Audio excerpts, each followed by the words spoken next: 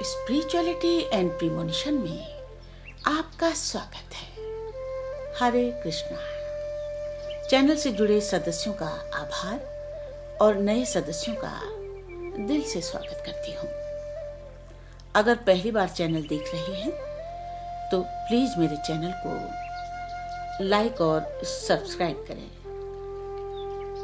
मुझे पूर्ण विश्वास है कि मेरी विकास यात्रा में आपका सहयोग मुझे हमेशा मिलता रहेगा। आज फिर एक सच्ची घटना आपके सामने प्रस्तुत कर रही हूँ। नित्या एक सुंदर, शिक्षित और संस्कारी लड़की है। अमीर परिवार में पली बड़ी नित्या को उसके पिता ने कड़े अनुशासन में रखा। वो नहीं चाहते थे कि बेटी कहीं नौकरी करे, इसीलिए एक बिजनेसमैन के साथ धूमधाम से उसका विवाह कर दिया। बेटी की खुशी के लिए अच्छा स्त्री धन भी दिया। नित्या विवाह पूर्व घर से बाहर अकेले कहीं नहीं जाती थी, इसीलिए उसे दुनियादारी का भी ज्यादा ज्ञान नहीं था। वो सोचती थी जो प्यार और इज्जत पिता के घर में मिलती है वही मुझे ससुराल में भी मिलेगी। लेकिन ससुराल जाने के बाद एक दो दिन के अंदर ही उसे समझ आ गया कि ये लोग सही नहीं हैं। पूरा परिवार ही दहेज के सामानों को लेकर मीन मेक निकाल रहा था। पति ने कहा, मेरे लिए बहुत बड़े अमीर परिवारों से रिश्ते आ रहे थे। उसके बाद नित्या से कैश लाने की मांग होने लगी। एक माह के अंदर ही नित्या के साथ घरेलू हिंसा शुरू कर दी गई। लाड प्यार में पली नित्या को घर के सारे काम करने पड़ते थे। नित्या के पिता ने हर संभव प्रयास किया और उनकी डिमांड को भी पूरा करते रहे, लेकिन कोई फायदा नहीं हुआ। इन्हीं दुखी हालतों को झेलते हुए नित्या ने 1 वर्ष के अंदर एक सुंदर बच्चे को जन्म दिया। लेकिन वो इतना परेशान थी कि वो किसी भी खुशी को एंजॉय नहीं कर सकी। हर समय दिमाग में एक डर हावी रहता था। एक दिन पूरे परिवार ने नित्या को मारने का षड्यंत्र बनाया, लेकिन नित्या के चिल्लाने से आस पड़ोस ने पुलिस को सूचना दे दी। पुलिस ने हॉस्पिटल में ही नित्या के बयान लिए और फिर FIR दर्ज की। नित्या के पति और घर वाले घर छोड़कर भाग गए। नित्या के हॉस्पिटल से डिस्चार्ज होने के बाद नित्या के पति ने साजिश की और नित्या को थाने में ले जाकर पूरे परिवार की जमानत के लिए बनाई गई फाइल पर सिग्नेचर करवाए। नित्या के इन-लॉज के स्थानीय नेताओं से अच्छे संपर्क थे। उसके बाद फिर पंचायत रखी गई। हर जगह नित्या से समझौते पर साइन करवाए और फिर एक दिन नित्या को कोर्ट ले जाकर FIR भी कैंसिल करवा दी।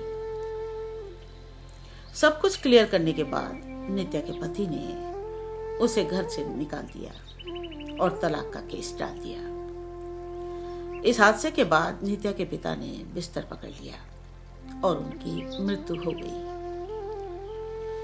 ऐसा नहीं कि नित्या के पिता ने दोबारा प्रयास नहीं किया, लेकिन वो जहां भी नित्या की केस फाइल दिखाते हर कोई मना कर देता था, क्योंकि इस केस में दर्ज FIR कोर्ट द्वारा कैंसिल कर दी गई थी।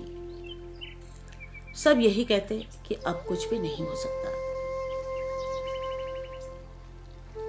15 वर्ष बाद 2022 को नित्या ने इस केस में मुझे संपर्क किया।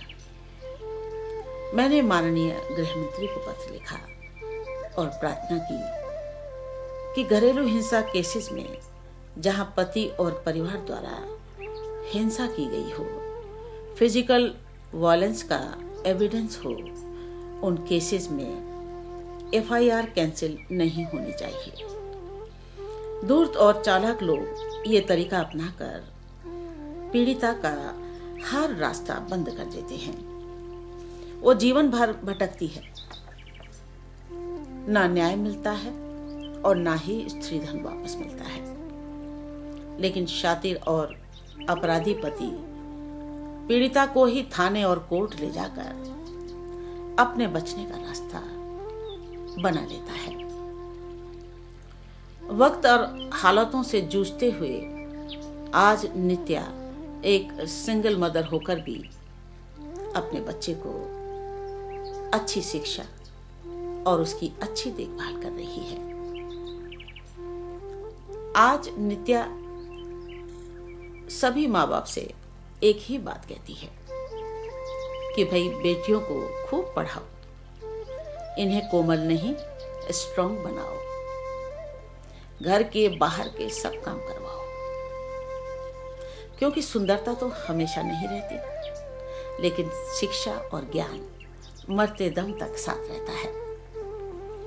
और जॉब लगने के बाद ही बेटी का विवाह करना चाहिए।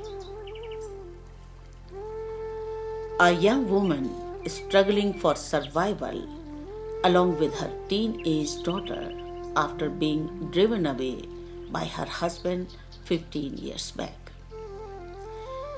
The case pertaining to domestic violence by her husband, who is a businessman, and in-laws for not bringing enough dowry after the marriage. She was brutally tortured by her husband and in-laws on a regular basis. Once while she was beaten by husband and in-laws, she screamed loudly and many people gathered and police was called. She was immediately taken to the hospital and subsequently an FIR was lodged against her husband and in-laws. She was forced to compromise in the court and the case was withdrawn. However, the judge had directed the police to monitor the case so that she leads a dignified life. But as soon as she came back, she was beaten again and was forced to run away to her parents' place. She continued to stay till today since she is scared to live with her husband and in-laws. She is fighting for justice so that she will be able to educate her daughter. This incident raises many questions. Firstly, where there is clear evidence of physical violence, compromising cannot be a sustainable solution, which is visible in this case. Secondly, should another FIR not be lodged since she was not being treated as directed by the court? However, after a lot of follow-ups, finally an FIR has been lodged by the administration. I am sure she will get justice very soon. It is an eye-opening for every woman who is facing atrocities after marriage that she can get justice and should not be disheartened provided one follows up with the administration. Radhe Radhe.